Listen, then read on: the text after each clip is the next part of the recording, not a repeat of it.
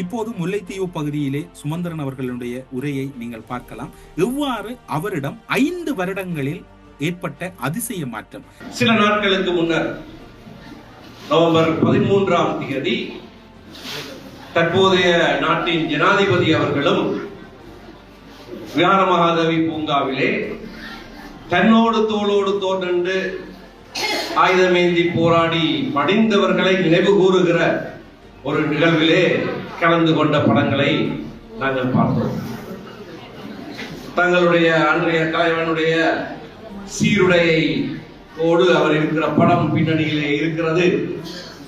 ஜனாதிபதி அந்த மேடையிலே பேசுகிறார்.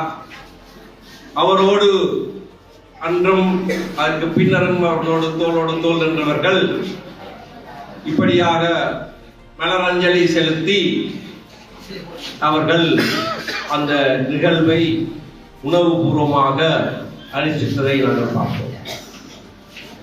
அதே போலதான் ஒரு இனத்தின் விடிவுக்காக போராடியவர்கள் அவர்களுக்கு மத்தியிலே இல்லை. ஆனால் என்றும் எங்கள் மனங்களிலே நீங்கா இடம் பெற்றவர்கள். ஏனென்றால் எங்களுக்காக நாங்கள் உயிர்களை கொடுத்தவர்கள். இது எப்பொழுதுமே நான் சொல்லுகிற ஒரு விடயம்.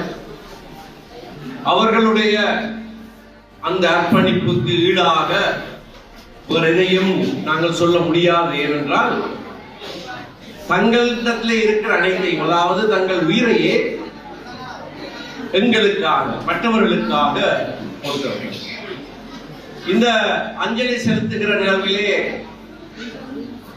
பெற்றார் வருகிற போது, விசேடமாக தாய்மார் வருகிற போது, சகோதரிகள் வருகிற போது இன்னமும் அவர்கள் அழுது புலம்புவதை நான் கண்டேன். இன்னமும் என்று நான் சொல்லுவது, இத்தனை வருடமாகியும் கூட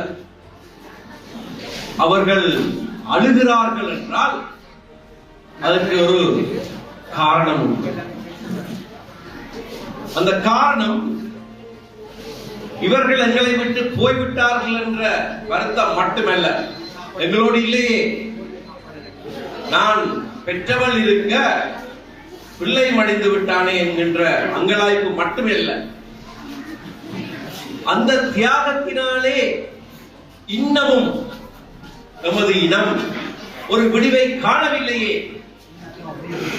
அது வீணாய் போய்விடுமோ என்ற ஒரு அங்கலாய்ப்பு அதிலே தென்படுகிறது.